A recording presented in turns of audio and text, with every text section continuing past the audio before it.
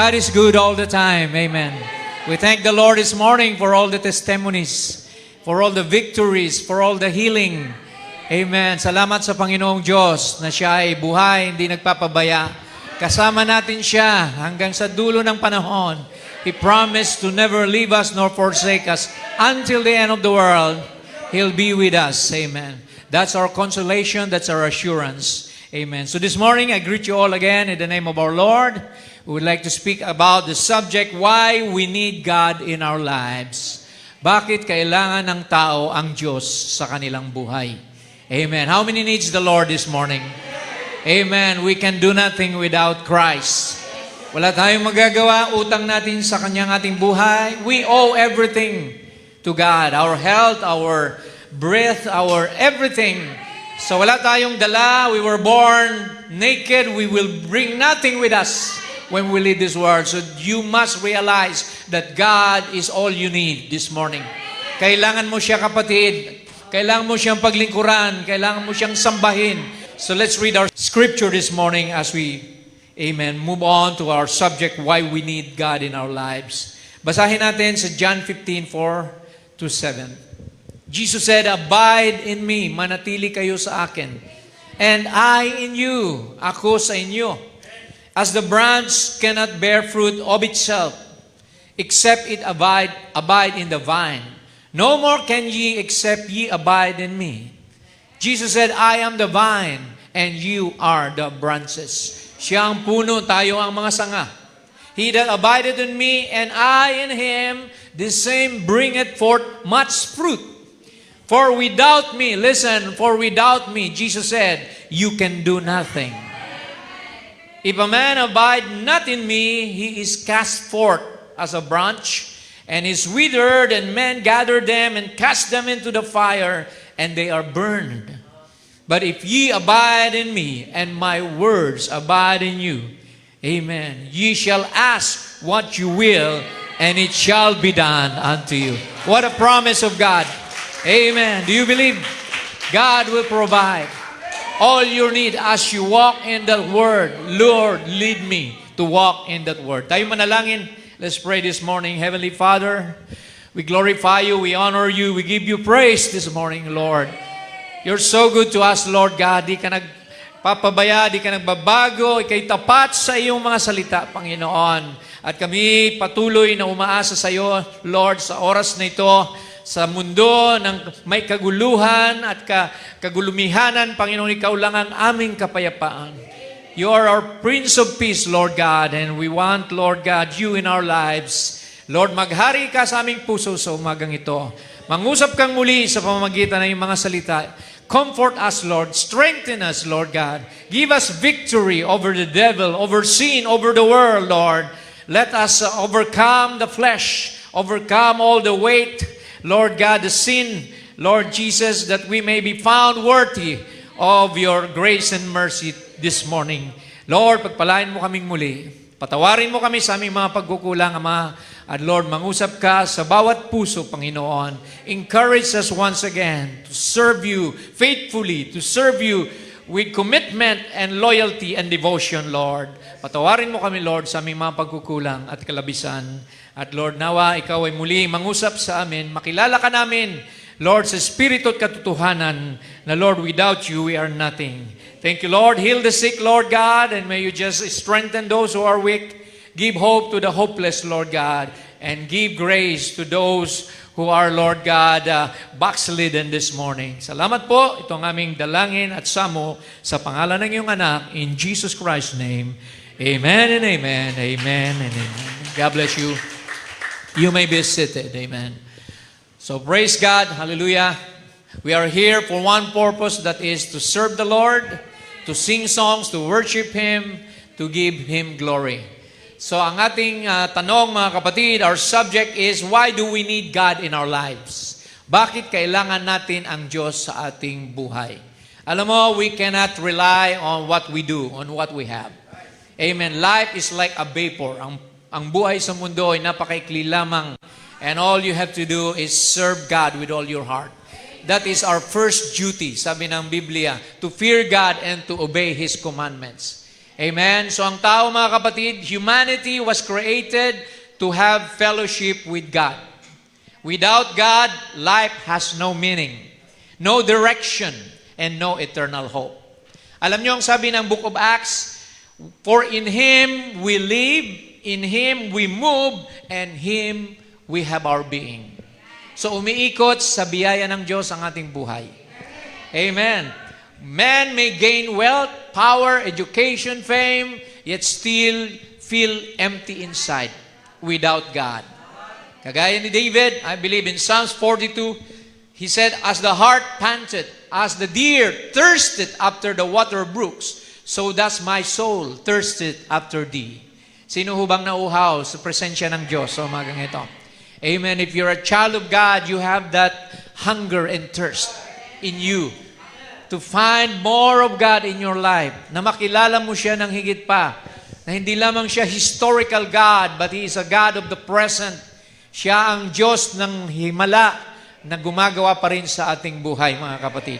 Praise God. So what God wants is stated in Jeremiah 9:23 to 24.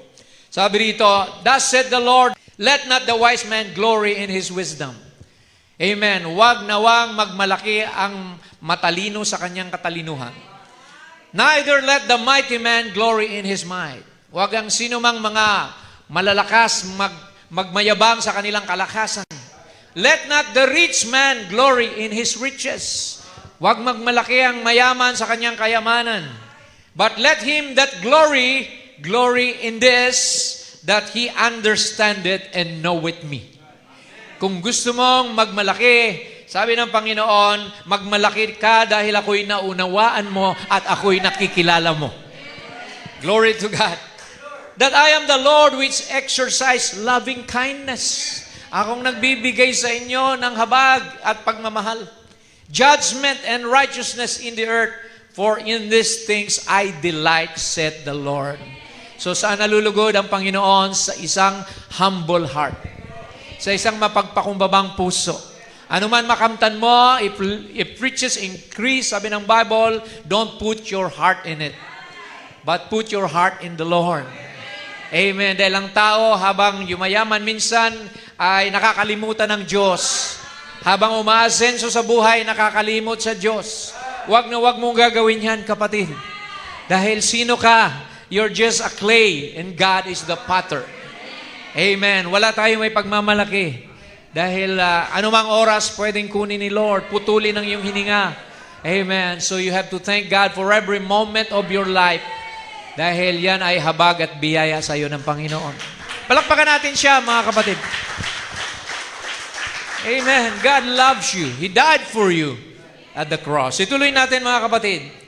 In Ecclesiastes 12:13, ito ang sinabi ng Panginoon sa Old Testament, let us hear the conclusion of the whole matter. Fear God. So napaka-importante ang respeto sa Diyos. And keep His commandment. So una, mahalin mo ang Diyos, matakot ka sa Diyos, at ganapin mo ang Kanyang kautusan. For this is the whole duty of man. And in Deuteronomy 10, basahin natin, verse 12, sabi rito, now Israel, what doth the Lord thy God require of thee? Ano bang requirement ng Panginoon? But to fear Him. Fear the Lord thy God, to walk in all His ways. Lumakad sa Kanyang mga patuntunan, and to love Him. Mahal niyo ba ang Panginoon? How do you show your love to God? By obeying His commandments. Jesus said, if you love me, obey my commandments. Amen. And to serve the Lord thy God with all thy heart, buong puso, and with all thy soul, buong kaluluwa, to keep the commandments of the Lord and His statutes which I command thee this day, para saan? For thy good, para sa kabutihan mo, ang bagay na ito. So kaya wag nating makakalimutan ng Panginoon. Wag nating kalilimutan ang dumalo sa gawain. Forsake not the assembling, sabi ng Bible. Dahil ito ang hinihiling ng Diyos bilang tanda ng pag-ibig. Maano ba namang Linggo at Miyerkules, i-reserve mo lang kay Lord? Sa iyo na yung ibang araw, di ba? Pero yung iba sa atin, wala. Di ba? Walang pagpapahalaga sa sinasabi ng Panginoon. Magbago tayo, mga kapatid. let us realize that God is requiring much of us because He loved you, He died for you, and in appreciation, He wants your loyalty, your devotion, and your obedience to His Word. Alright, let's start mga kapatid. Why do we need God? Number one, because He is your Creator. Siya ang iyong tagapaglikha. Siyang lumikha sa iyo. Siyang lumikha ng lahat ng bagay na tinatamasa mo. Genesis 1:1, in the beginning, God created the heaven and the earth. Langit at lupa, siya ang may likha. Pangalawa, nilikha niya ang tao. He created man in His own image. Genesis 1:27. In the image of God created He him. So we were created in the image of God. Ang kawangis mo ay ang Diyos. You were not created in the image of a dog or a cow or an elephant. You were created in the image of God. Spirit, soul, and body, mga kapatid. Pahalagahan mo yan, kapatid. Amen. The word God means an object of worship. So, ang Diyos nangangailangan ng pagsamba. Mula sa kanyang mga anak, the Bible said, let everything that has breath praise the Lord. It's a mandatory thing, mga kapatid, na hindi natin pwedeng ipag sa walang bahala. God created everything. Colossians, anong sabi sa Colossians 1:16, 17? For by Him were all things created. Walang nalikha kung walang Diyos. That are in heaven, that are in earth, visible and invisible, whether they be thrones, dominions, principalities, or powers, all things were created by Him. Hallelujah. And for Him, para sa kanyang kaluguran, for His pleasure. And He is before all things, and by Him, all things consist. Wow, mga kapatid. That is the kind of God that we serve. Hawak niyang lahat. He's in full control of nature. He's in full control of everything. The weather, lahat, mga kingdoms. Amen. All things were created by Him. Wala pong aksidente sa Panginoon. Lahat yan nakaplano na. Everything that's going to happen in this world is already pre-planned by God. So just walk in His will and everything will work together for good to you that love the Lord. Amen. Hindi ka mapapasama.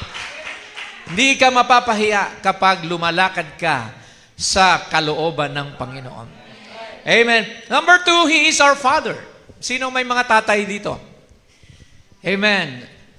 Naturally, your father takes care of your needs. Amen. Alam natin ang father sa natural man, he is the what we call the breadwinner, mga kapatid. Siya ang haligi ng tahanan. And how much more our heavenly Father does all the care for us. Amen. The Bible said, Isaiah 64:8, but now, O Lord, Thou art our Father. We are the clay, Thou art the potter, and we are all the work of your hand. Bakit sinabi ni Jesus? Anong turo ni Jesus? Sabi niya sa Matthew 6, verse 9, after this manner, ye pray to God, our Father, which art in heaven, hallowed be thy name. So unang-una, hallowed, holy be your name. Thy kingdom come, purihin mo siya, pasalamatan. Thy will be done, maganap nawa ang kalooban mo sa lupa, as it is in heaven. And then give us this day our daily bread. Yung pang-araw-araw nating pagkain, hingiin mo sa ating amang nasa langit. Amen. Bakit daily bread? Hindi monthly, hindi yearly bread. Gusto ng Diyos, araw-araw humihingi tayo. Lumuluhod tayo sa mga pangangailangan natin. Give us this day our daily bread. And forgive us our debts. Patawarin mo kami sa aming mga kasalanan. Gaya naman ng pagpapatawad namin sa mga nagkasala sa amin. So requirement ng Diyos na magpatawad tayo. Amen. Dahil kung hindi tayo magpapatawad, sabi rito, hindi rin tayo patatawarin ng Diyos. And lead us not into temptation, huwag mo kaming dalhin sa tukso, but deliver us from evil. Ilayo mo kami sa mga bagay na masasama. For thine is what? The kingdom, and the power, and the glory forever. Can we say amen? Amen. Yun po ang kailangan ng Diyos natin, mga kapatid. Ang ating loyalty, pagsamba, paglilingkod, dahil siya ang ating Ama na nasa langit. Amen. Pangatlo, mga kapatid, bilisan lang natin. We need God because He is our Savior and Redeemer. First, He's our Creator, He's our Father. Now, we move on to being a Savior and a Redeemer. Why? Why do we need a Savior? Because we were all born in sin. Come to this world speaking lies. The Bible said there's no Savior but God. Isaiah 43:11, I am the Lord, and beside me there's no Savior. So Jesus is not another Savior. Jesus is God manifested in flesh. Amen. Walang ibang manunubos sa Old Testament pa lang. See? Isaiah 45:21, there is no God else. There's only one God. Beside me, a just God and a Savior, there is none beside me. Akala ko ba si Jesus ay nasa tabi ng Ama? Amen. Siya po ay katawan ng Ama. Jesus is the body of God. He's not another God. He's not another person. He is God manifested in flesh. That's why Jesus died at the cross to shed His own blood for the remission of sin. Amen. Dahil walang dugo ang Diyos, God has no blood, He had to put on flesh and be born, amen, like a man, amen, as a man, and suffer the consequences of death and suffering in the flesh para maramdaman niya kung anong nararamdaman natin. Amen. He came to dwell with us. He became Emmanuel, God with us, in order to save us and redeem us from sin. Hindi ka ba nagpapasalamat, kapatid, na tinubos ka ng Diyos mula sa kasalanan? Pero sasabihin ng iba, wala akong kasalanan. Well, look at the Bible. You cannot refute Romans 3:23. For all have sinned and come short of the glory of God. All, no exemption. Except, of course, for Jesus, because He was God in flesh. But all flesh have sinned. But verse 24, napakaganda, tayo ay na-justified. Amen. The word justified is more than forgiven. See, justified means as though you never sinned in the first place. Justified freely by His grace, not by your works. Dahil sa biyaya ng Panginoon, tayo inaring ganap through what? The redemption that is where? In the church, in the Catholic, in the Protestant? No, in Christ Jesus. Walang denomination na binanggit. Walang itinaas na grupo. Dahil sabi ng Biblia, Jesus said, I am the way, the truth, and the life. No man can come to the Father except by Mary, except by the Pope. No, except by me. Kaya kay Jesus lamang tayo, mga kapatid. Umasa at magtiwala. You need a personal relationship with Jesus. Receive Him as your personal Savior in your heart. Ano man ang mangyari, magkahiwa-hiwalay man tayo, kasama mo pa rin si Jesus. I will never leave you nor forsake you. Yan ang pangako niya, mga kapatid. Hindi ka niya iiwanan. Christ in you, He is the hope of glory. Amen. Whom God hath set forth to be a propitiation. What's a propitiation? Pampalubag loob. Through what? Faith in His blood. So nothing but the blood of Jesus, mga kapatid, can save us. So there's no other place whereby God place His name but in Christ alone.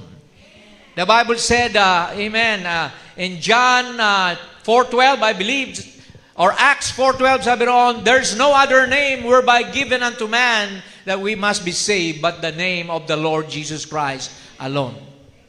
So Jesus is God manifested in flesh.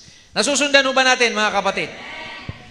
Dahil sa Roma 6:23, ang kabayaran ng kasalanan ay kamatayan. We are all doomed to death and hell if not for Jesus Christ. Sabi rito, amen, ang kabayaran for the wages of sin is death. That's why Adam died and all of us, amen, were affected or nasama tayo, nadamay tayo sa kasalanan ni Adan, kaya kinakailangan ng Diyos gumawa ng paraan. Because no man can save his own self. Amen. Kaya mo bang iligtas ang sarili mo? Sino ang may lakas ng loob? Magsabing, kaya kong iligtas ang sarili ko. Then you are discounting God.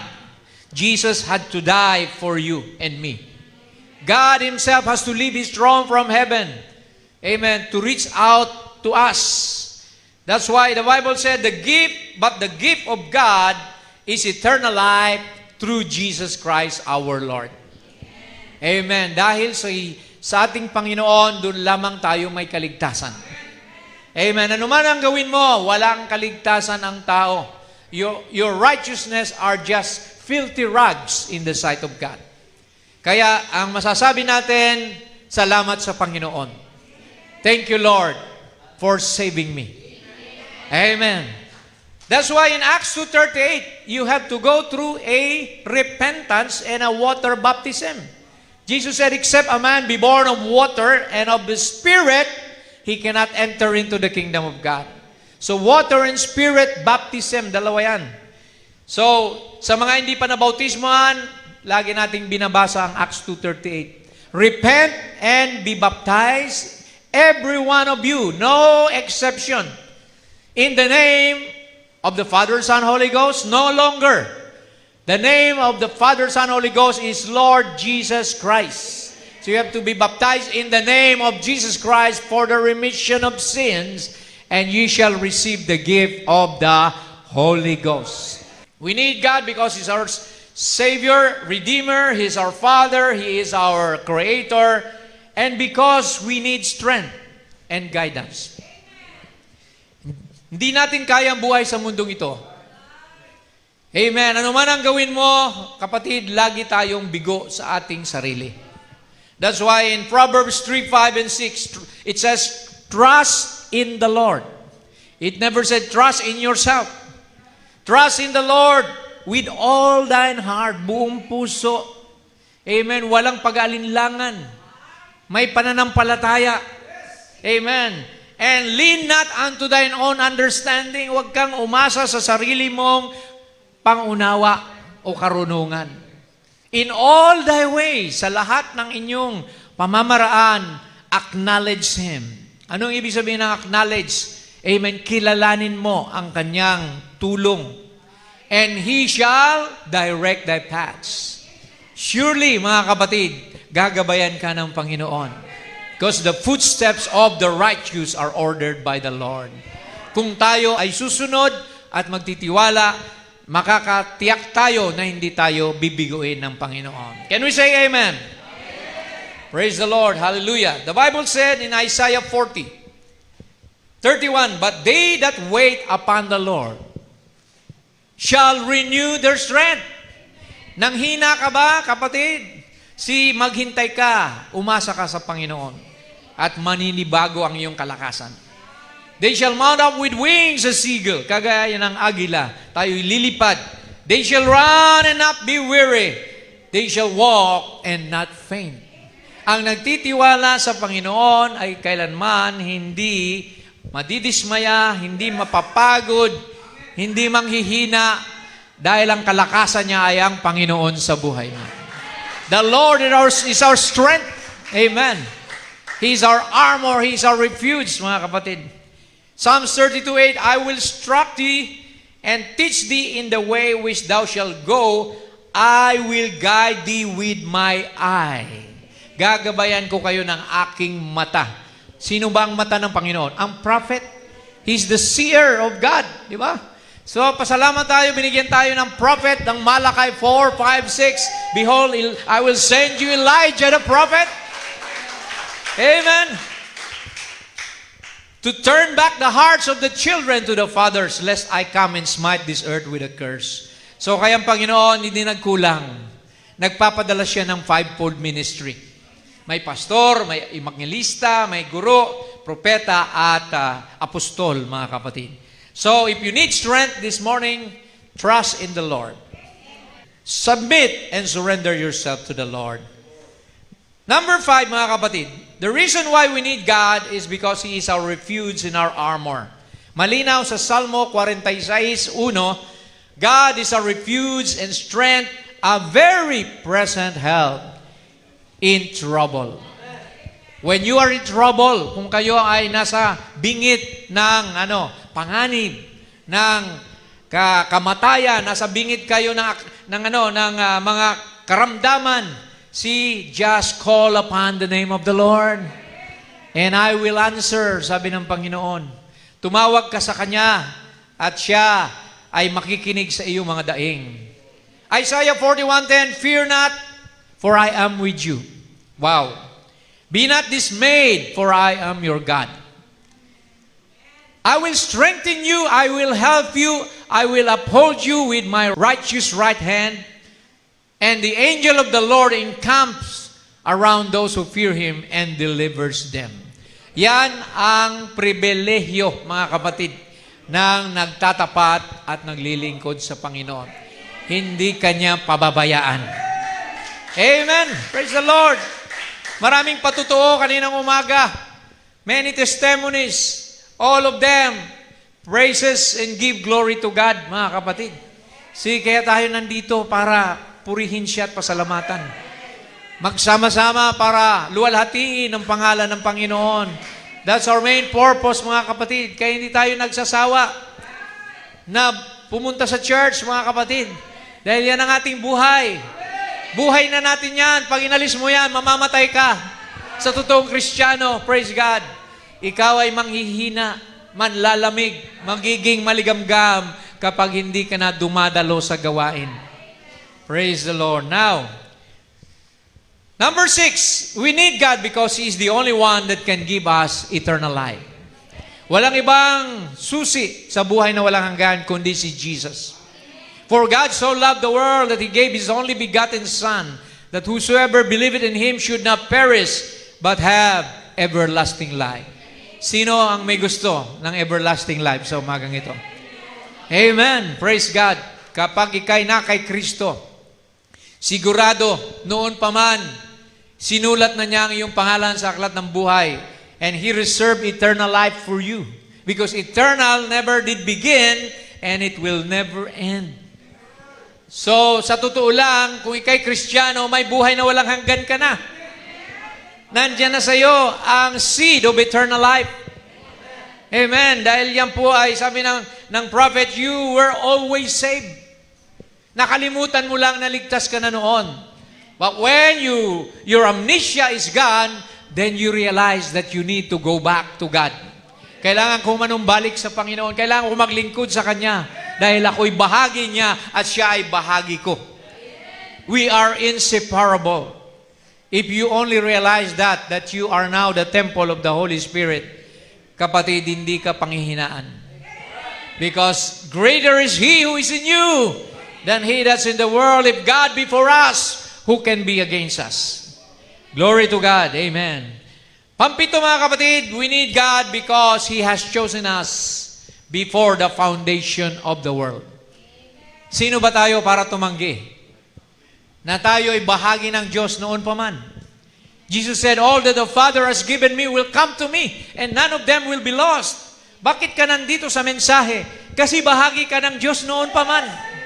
Tinawag ka, hinanap ka. Amen. Dahil bahagi ka niya. All that the Father has given me will come to me. If you're not given by the Father to Jesus, you will not come. Because sabi ng Panginoon, this gospel is hid from the eyes of the wise and the prudent, but only revealed to babes as we learn. So nandito tayo, mga kapatid, because you are the privileged, special people chosen by God. Amen. When, according as He had chosen us in Christ before the foundation of the world. Noon pa man, pinili ka na. Kaya nandito ka. Hindi mo ito kagustuhan. You did not choose God. He was the one who chose you. Hallelujah. Sabi ni Jesus sa mga disciples, you have not chosen me, but I have chosen you, and one of you is a devil. Sino yun? Si Judas, mga kapatid. Kilala na ng Diyos lahat ng tao. Kilala niya yung make-believer. Amen. Nasama-sama lang. Kilala na niya yung mga unbeliever na dumadalo lang pero hindi talaga naniniwala. Pero kilala din niya yung mga true believers. Na all out, sold out siya sa gawain, sa mensahe. Hindi siya naghahanap ng butas, hindi siya naghahanap ng mga kamalian, kundi all out. Amen. Sa mensaheng ito, bigay na bigay siya kung maglingkod sa Panginoon. So, by your fruits, you are known. Amen. Kaya sabi dito, we should be holy, without blame before Him in love, having predestinated us unto the adoption of children by Jesus Christ to Himself, according to the good pleasure of His will. Lahat ng Kanyang nakikilala ay Kanya namang tinawag. Whom He did predestinate, them He also called. So if you are predestinated, God will call you. And all that He has called, He has justified. He already paid, amen, the price at Calvary for you. Hindi ka pa nga tumatanggap sa Panginoon, hindi ka pa nagsisisi, bayad ka na sa krus ng Kalbaryo. Glory to God. Amen. Even before Calvary, even before the foundation of the world, the Lamb was slain before the foundation of the world. Wala pang kasalanan, wala pang diablo. Nakita na ng Panginoon na kailangan mo ang dugo ni Kristo. Kaya, praise God, lahat ng Kanyang tinawag, inaring ganap, lahat ng Kanyang inaring ganap ay Kanya namang niluwalhati. Whom He justified, them He also glorified. Don't you know that as a Christian, we are now sitting in heavenly places in Christ Jesus? Kapag ikay Kristiyano na, langit na ang ginagalawan mo. Amen. Wala nang takot, walang pangamba, walang reklamo. Tanggap mo lahat dahil lahat ng bagay pinahintulot ng Diyos. Pagsubok man yan o pagpapala. God has made your way, iba-iba daan natin. May mga lubak, may mga bundok, may mga patag. See, we have to go through the process. Amen. We will be persecuted. We will be rejected by people. Pag dala mo ang katotohanan, maraming tao ayaw sa katotohanan. This message is the truth and all hell is against this message. But the message is the truth. Kaya nga nasabi ng prophet, ang bride is, kukunti lang, the bride is only 1 in a million. Maraming magsisimba pero hindi talaga bride. Malalaman ka sa iyong gawa, malalaman ka sa iyong ugali, malalaman ka sa iyong dedication kung bride ka. Dahil ang bride magpapatuloy hanggang wakas. Magtitiis hanggang wakas dahil sila ang totoong ligtas. Amen. Praise the Lord. Now, pangwalo mga kapatid, we need God because He is the only one that can transform our character. Di natin kayang baguhin ang ating sarili. Amen. He is the only one that can make you born again. As we walk with God, He changes us through the Holy Spirit to become more loving. Ang bride, ang Kristiyano, may pag-ibig sa kapwa. Siya ay may divine love. Siya ay may pangunawa sa mga tao na hindi pa umaabot doon sa perfection, mga kapatid. So we are becoming more holy, humble, and faithful.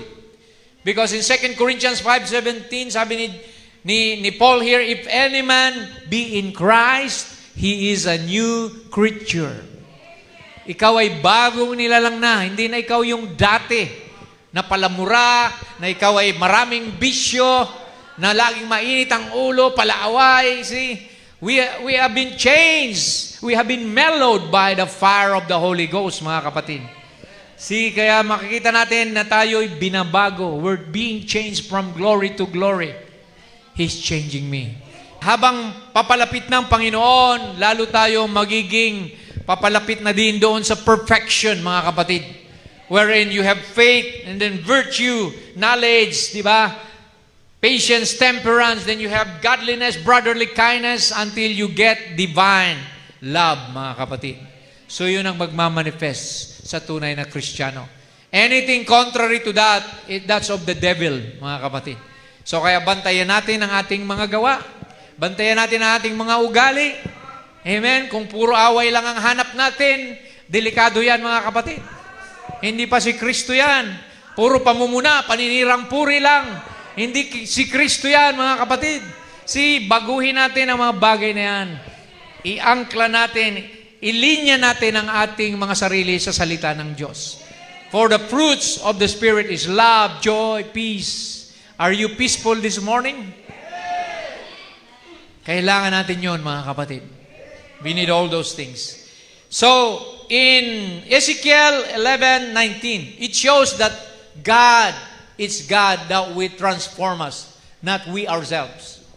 Sabi dito ng Panginoon, I will give them one heart and I will put a new spirit within you and I will take the stony heart out of their flesh and I will give them a heart of flesh that they may walk in my statutes and keep my ordinances and do them, and they shall be my people, and I will be their God. Yan, mga kapatid, isang bagong puso ang ibibigay ng Diyos sa atin. Hindi na yung pusong matampuhin, pusong nagtatanim ng galit, mga kapatid. Wala yan sa isang Kristiyano. Amen. Ang isang Kristiyano, siya ay banayad, sakdal. Amen. Siya ay punong-puno ng habag sa kapwa. Amen. Hindi mayabang, hindi nagmamalaki. Di ba? Sabi ng 1 Corinthians 13, love is kind, patient. Amen. So, kailangan mag-manifest sa atin yun. Dahil kung hindi, wala, mga kapatid. Kailangan works must show. For without works, your faith is dead. Sabi ng Bible. Okay, let's move on. In Romans 12:1 and 2. This is the process whereby God wants us to change. Amen. He wants your cooperation. Sabi ni Pablo rito, I beseech you, therefore, brethren, by the mercies of God, that you present your bodies as a living sacrifice. Ihandog mo rin ang iyong sarili bilang buhay na hain, banal, holy, at katanggap-tanggap sa Diyos, acceptable unto God, which is your reasonable service, and be not conformed to this world. Huwag tayong sumang-ayon sa takbo ng mundo. Amen. Na nandun tayo, pagka-Lunes hanggang Sabado, wala tayo sa church, pero makikita sa atin yung mga worldly things. See, sabi rito, be transformed by the renewing of your mind, that you may prove what is good, acceptable, and perfect will of God. So, kailangan mamatay na tayo sa mundo, mga kapatid. Sa mga bagay, sa mga bisyo, sa mga fashion of this world, sa lahat ng mga pausong damit at mga lifestyle ng mundo. So, kailangan tayong, amen, maging sagrado, maging banal, maging dedicated, amen, holy unto the Lord ang ating buhay. Amen po ba, mga kapatid? Praise the Lord. So, bago ko tapusin to, daanan natin yung mga tinawag ni prophet na compound redemptive names of Jehovah. Merong 7 titulo ang ating Diyos because we want to know who God is and why we need Him. The prophet said God has 7 compound redemptive names. Jehovah Jireh is the first. The Lord will provide Himself a sacrifice. Jehovah Rapha, the Lord that healeth thee. And on down, Jehovah Nissi, the buckler, the shield of peace. 7 compound redemptive names that was revealed by Jehovah, and all those compound redemptive names gathered up in one lovely big name that is Jesus Christ. Hallelujah. And in there rest all the fulfilling of the compound redemptive names of Jehovah. Itong 7 mga pangalan na ito ni Jehovah ay patungkol daw kay Jesus. As we know, Jehovah comes from the Hebrew word Yahweh. See, YHWH. Amen. And it was just coined into Jehovah, meaning the self-existing one or the great I am. And then the 7 compound names of Jehovah reveal different aspects of His character, nature, and relationship with man. Okay, umpisa natin dito sa una. God is our Jehovah Jireh. Amen. Ano po bang Jehovah Jireh? Sabi rito, the Lord will provide. Ang Diyos ang ating great provider. Sa iyong pangangailangan, siya ang magsusupply ng iyong mga needs. Praise God. Hallelujah. We know God is our provider and sees all our need and provide our needs in His perfect time. God provides your needs financially, materially, physically, and spiritually. Amen. Alam nyo, nung mga ilangan si Abraham ng sacrifice when he was about to kill his son Isaac, sabi ng angel, stop. Stop it, Abraham. God knows that you love him. And then there was a ram there. Amen. Isang male sheep na yun ang pinalit ni Lord sa hain ni Abraham. And the prophet said, hindi pwedeng magkaroon ng ram doon. Kasi maraming leon doon sa lugar na yon. At hindi pwedeng mag-exist yun. It was a spoken word, power of God na ibinigay para siyang maging ahin. Glory to God. So you can speak the word, mga kapatid. Dahil sabi ng Panginoon, di ba? Speak the word. If my word is in you and abide in you, you can ask what you will. If you say to this mountain, be moved, it shall be moved. So humingi ka at ika'y bibigyan. Amen. Kaya po ang Diyos, ang ating Panginoon, He is Jehovah Jireh, the Lord our provider. And the best thing that God provided you and me is His Son, Jesus Christ. Amen. Wala nang may papantay pa sa Panginoong Jesucristo. For He gave His beloved Son. Amen. Jesus is a gift to us by God. And Jesus is God's own body. Diba? Sabi ni Jesus, He that had seen me had seen the Father. Amen. He is the image of the invisible God. Pangalawa, He is our Jehovah Rapha. Okay, lagpasan na lang natin yung quote na yan. Jehovah Rapha, He is the Lord who heals. Ang Panginoon na nagpapagaling sa iyong mga karamdaman. Glory to God. Sino may karamdaman sa umagang ito? Just call upon the name of the Lord. Amen. Sa latay ni Jesus ay pinagaling na niya kayo. By His stripes, you were healed. Kaya mga kapatids, He is our healer. He heals our physical, emotional, and spiritual ailments, declaring Himself the great physician of His people. God can heal you, body, soul, and spirit. He can restore you spiritually, emotionally, and our ultimate healing is found in Christ. Sa latay ni Jesus, pinagaling tayo. Sabi ng Bible, the prayer of faith shall save the sick. Amen. Kaya wala tayong problema pag may karamdaman tayo. Just pray. Let somebody lay hands on you.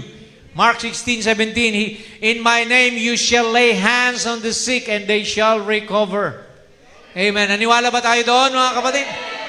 Amen. Bago pa kayo magpadoktor, amen, hilingin nyo na sa Panginoon na pagalingin kayo at God will grant all your requests because it's already a finished thing at the cross of Calvary.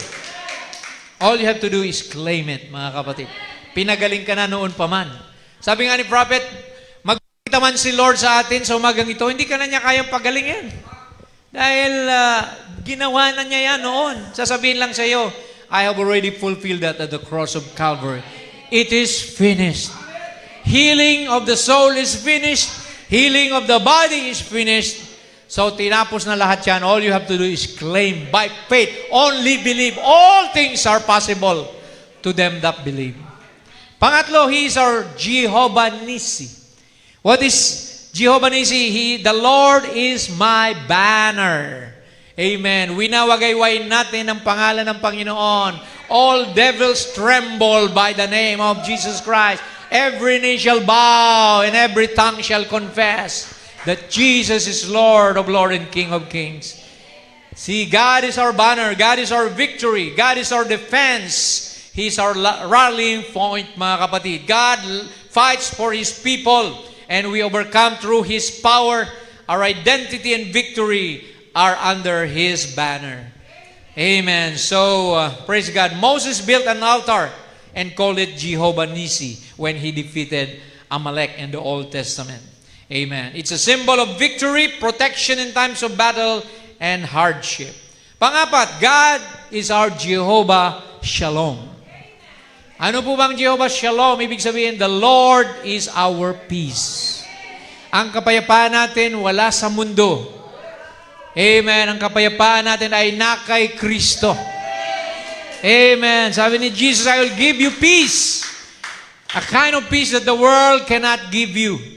Sabi niya mga tao, the nations and leaders, they talk about peace. They have conferences, United Nations, but they have guns and knives at their back. Ganun ang peace na alam nila. Baka hindi matuloy, so bakbakan na lang, di ba? Ganun ang peace na alam ng mundo. May kahalong pagkukunwari at pagbabalat kayo. Pero ang peace na binibigay ni Jesus, amen, ito'y panghabang buhay. Glory to God. You don't have to worry. You don't have to fear. Si Gideon, mga kapatid, ang tumawag sa pangalang ito nung siya'y magtagumpay sa tulong ng Panginoon. So God provides tranquility. He provides peace in the midst of turmoil and fear. Sa gitna ng kagulumihanan, sa gitna ng problema, ang Diyos nagbibigay sa atin ng kapayapaan. Amen, kapanatagan. Minsan naalala ko, merong patimpalak, may pa-contest sa tinatawag na painting. Naikwento ito ni Brother Branham, praise God, na sabi niya, mayroong competition about painting, sino ang makakapagpinta ng patungkol sa tunay na kapayapaan at true peace. So maraming sumali doon, mga kapatid. They joined the contest and one would draw a mother holding his child during calamities. And other people would draw a very serene ocean with no movement. Peace daw yon. Pero ang nanalo, alam nyo, isang painting na puno ng mga jagged thunders and storms.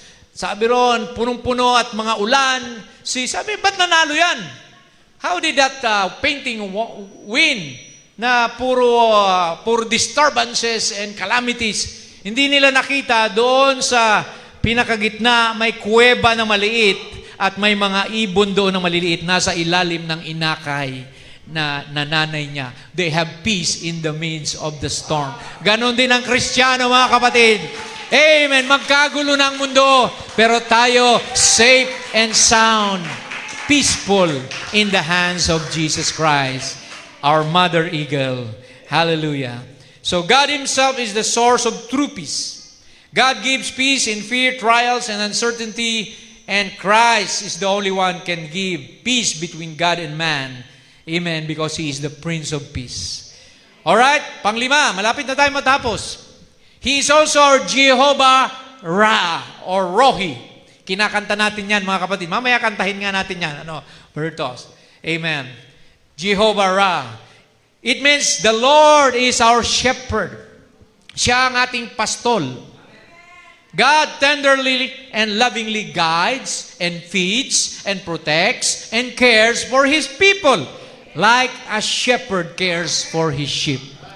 Amen. Ang sheep, binabantayan niya ang kwadra ng mga tupa sa hating gabi. He is the door to the sheepfold upang wag makapasok ang mga lobo, ang mga mapanilang hayop. Ganun din ang ating Panginoon, mga kapatid. He is the door to the sheepfold. He is also our shepherd. Kaya wala tayong dapat alalahanin. God will watch over us and protect us. We can trust His guidance daily in our life. Amen po ba? Sino nang titiwala sa Panginoon? Amen. Hallelujah. God will never forsake us as our shepherd. Pang-ani, mga kapatid. Alright, di ko na ito babasahin. You know, Psalms 23, mga kapatid, the Lord is our shepherd. He restored our soul. Though we walk in the valley of the shadow of death, we will fear no evil, because He prepares a table for us in the presence of our enemies. And surely goodness and mercy shall follow us all the days of our life, because we will dwell in the house of the Lord forever. Basahin nyo na lang ng buo ang Psalms 23. Ganyan ang pag-iingat ng Panginoon para sa atin. Number 6, God is our Jehovah Chidkenu. What does that mean? It means the Lord is our righteousness. Wala tayong sariling katuwiran. Our righteousness relies on Christ. His robe of righteousness is given to the bride. See, He's the source of all justice, and He's the one who imputes righteousness to sinful people. Why? Because salvation is by grace. Biyaya lang ang kaligtasan natin.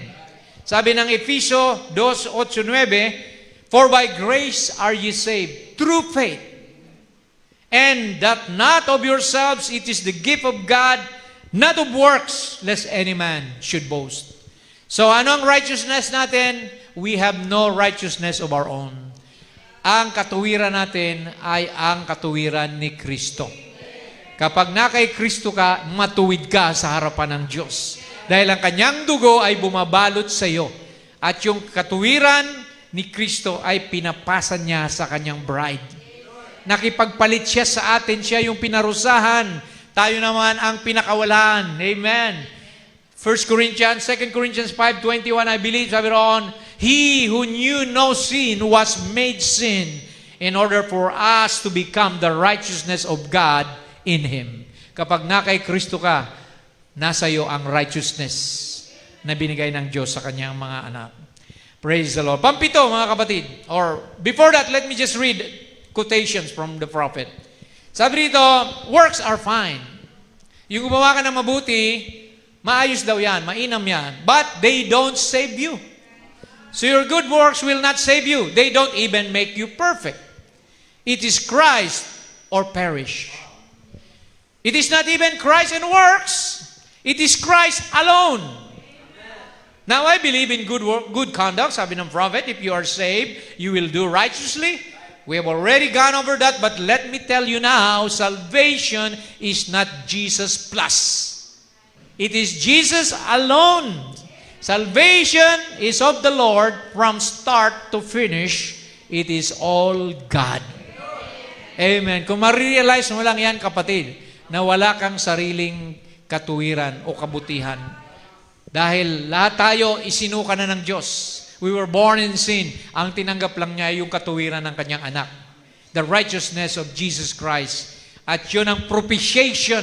Yun ang pampalubag loob natin, mga kapatid, na kung hindi namatay si Kristo, lahat tayo ay paparusahan ng Panginoon. So kaya sabi niya rito, grace is what God did for me. Works is what I do for God. Grace is what God did for you. By grace you are saved. And works is what you do in appreciation of the grace that He showed to you. Gumagawa tayo ng mabuti, hindi para maligtas. Ligtas na tayo. Gumagawa tayo ng mabuti bilang pagmamahal, bilang pasasalamat sa ginawa ng Panginoon para sa ating lahat. Yan pala ang mabuting gawa natin. Hindi tayo naligtas dyan, kundi yan ang ating bilang ganti sa Panginoon na siya ay naging mabuti sa atin. Kaya tayo ay nagpapakabuti rin para sa Kanya. Amen po ba? Amen. Kaya sabi ng prophet, if you love Him, you will like to do the works of the Lord. Gagawin mo ang mga gawain para sa Panginoon, certainly because you love Him. All we have to do is return His love. Pasalamatan natin siya, purihin natin siya, luwalhatiin natin siya, at paglingkuran natin siya. Yan ang maisusukli natin sa Panginoon. Yan na lamang, mga kapatid, wala nang iba. Kaya magpatuloy tayo. Yan ang ebidensya na ikaw ay hindi natitinag, hindi ka nagiging maligamgam. Isusuka ka ng Panginoon kapag ikaw ay naging maligamgam. Kaya patunayan natin, mga kapatid, wala mang nakakakita, gumawa tayo ng mabuti sa harapan ng Diyos. Amen. Praise God. Hindi naman tayo dito bini-baby-baby na kailangan ka pang tawagan ni Pastor, Brad, Sis, tagal mo nang wala sa church. Ano nangyari sa iyo? Papasyalan pa ba kita ganito? Huwag tayong maging baby Christians. Amen. Kailangan mature na tayo. Alam na natin ang obligasyon natin. Alam na natin ang ating mga, praise God, obligasyon sa Panginoon and responsibility. So, kaya dyan makikita ang tunay na Kristiyano. Matira ang totoo. Matira ang matibay. Matira ang tunay na predestinado.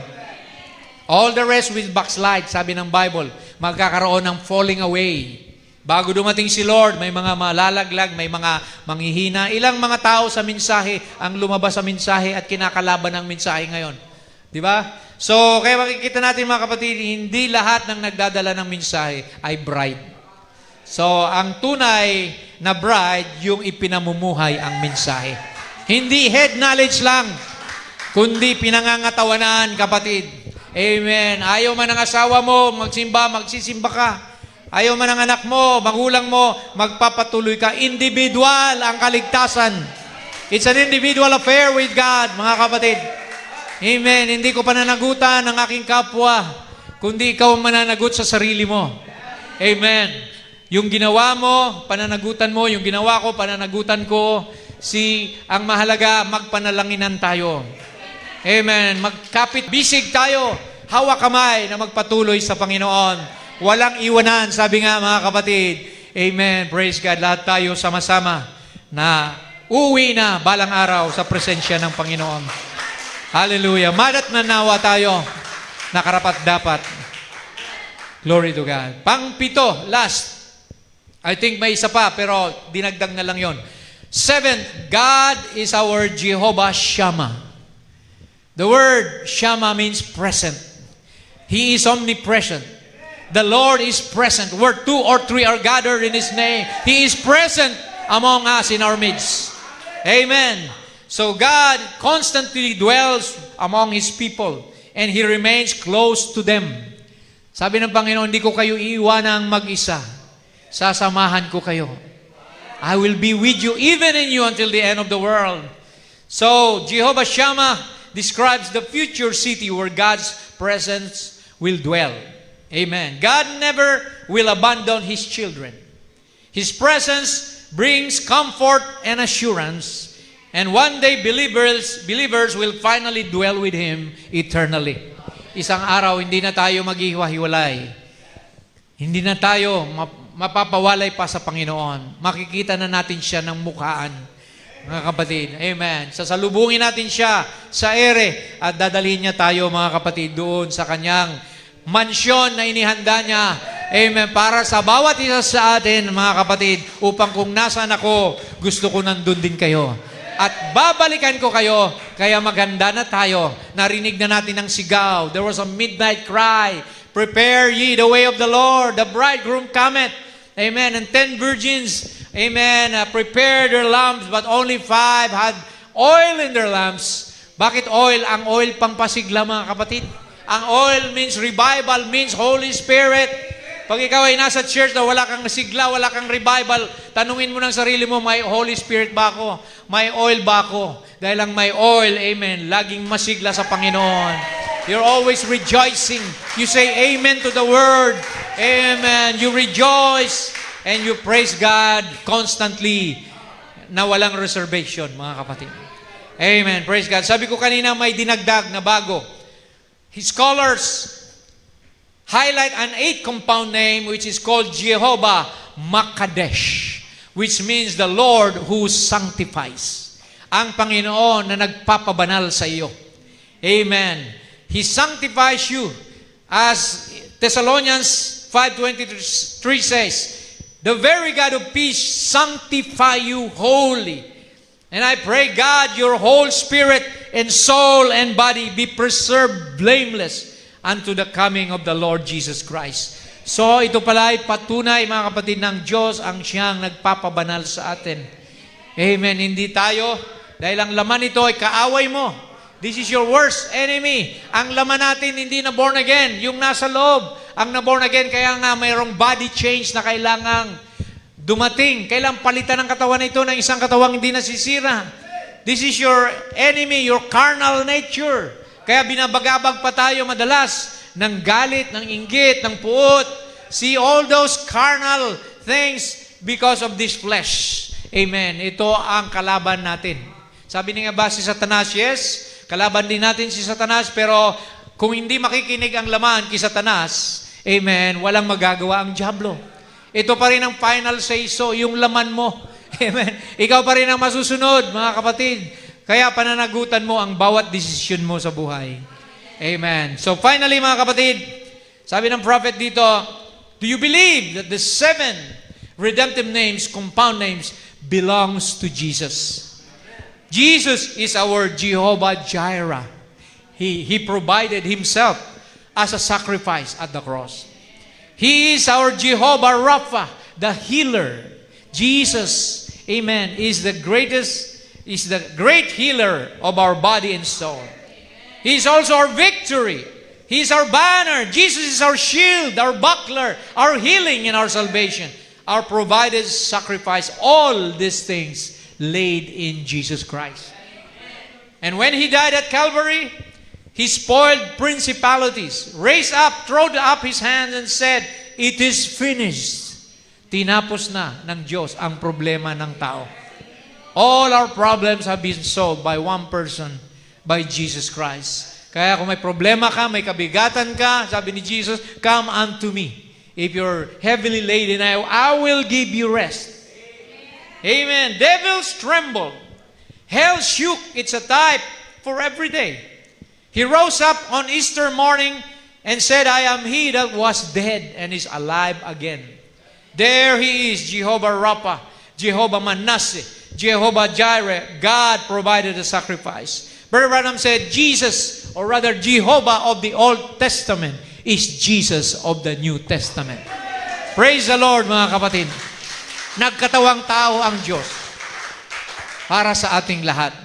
Kung hindi siya magkakatawang tao, wala tayong kaligtasan. For without the shedding of blood, there's no remission.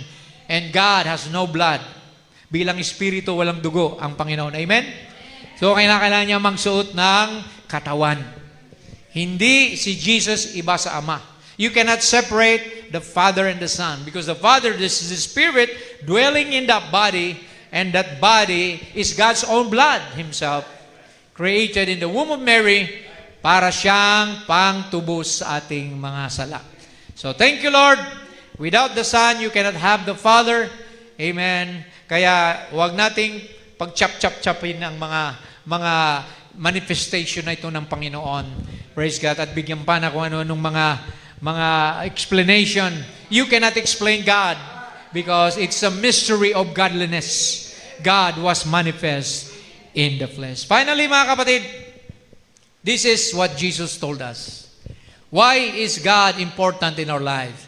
Because He loved us first. He created us. He takes care of us. He protects us. And He provides all our need. Kaya dapat natin gawin, sabi ni Jesus, "Thou shalt love the Lord thy God with all thy heart, all thy soul, and with all thy mind." This is the first and great commandment. Siya ang una at pinakadakila na kautusan. And the second is what? Is like unto this. Thou shalt love thy neighbor as thyself. Mahalin mo ang iyong kapwa gaya ng pagmamahal mo sa iyong sarili. Pangatlo lang tayo, mga kapatid. That's why the prophet said eternal life is living for others. Unang Diyos, pangalawang kapwa, soul winning, mga kapatid. Pangatlo lang tayo.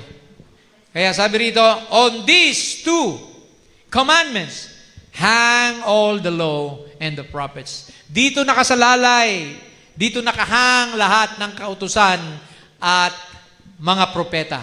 Pag nasunod mo ito, nasunod mo na lahat ng kautusan at ang mga propeta. So how many have love this morning, mga kapatid? Do you love your neighbor as you love yourself? Do you love God with all your heart, with all your soul? Yan ang gusto ng Diyos, mga kapatid. Kapag mahal natin siya, uunahin natin siya, mga kapatid. Amen. Hindi tayo mamumuhay sa ating sarili, kundi siya na ang una, yung gusto niya, gusto natin, yung ayaw niya, ayaw din natin. We will only do what God pleases in our life. So walang makakapaghiwalay sa atin sa pag-ibig ng Diyos. Kahirapan, taba, kahubaran, nothing will separate us from God. Amen. And from one another, because we are one body in Christ. Ano mang mga hindi pagkakaunawaan, mga hidwaan, sabi ng Bible, as Christ has forgiven you, forgive others as well. Huwag tayo magtanim ng sama ng loob, ng inis, sa kapwa, ng tampo, dahil yan ay hindi sa Diyos, mga kapatid. Pag nagtatampo ka na, nagagalit ka na, yan, bantayan mo yan. That's the devil trying to destroy you and to destroy your loved ones, mga kapatid. Amen? So yan po ang ating bantayan. Pagmamahalan ang mamutawi. This will all men know that you're my disciples if you have love for one another. God bless you. Tumayo tayo mga kapatid. Hallelujah. Praise God. Amen. We want to thank God for His mercy and love. Praise God. Awitin natin yung Jehovah Jireh before we pray. Amen. 7 names of Jehovah as we call on the musicians. Amen. So ngayon mga kapatid, alam na natin kung bakit kailangan natin ng Diyos. Paalala lang ito sa atin. It's a reminder. Dahil marami nang nakakalimot, akala nila obligasyon na lang ang pagpunta sa church. No. It's your love for God. Amen. Pag nanglalamig ka na, nanghihina ka na, amen, nawawala na yung pag-ibig mo. Kaya sabi ng Panginoon, go to Him and ask for more oil. Amen. That He may revive you. Amen. Refill you with the Holy Ghost and fire, that you will enjoy the service, you will enjoy, amen, the preaching of the word, you will enjoy the worship and praise. Amen. Let's sing it. Hallelujah. Praise the Lord. Brother Jim. Lord, I want to take this time just to praise your holy name. 'Cause you've been so good to me. Is that right? Amen. Sing it. So from the rising of the sun, hallelujah, until the going down of the same, the Lord, your name alone is worthy to be praised.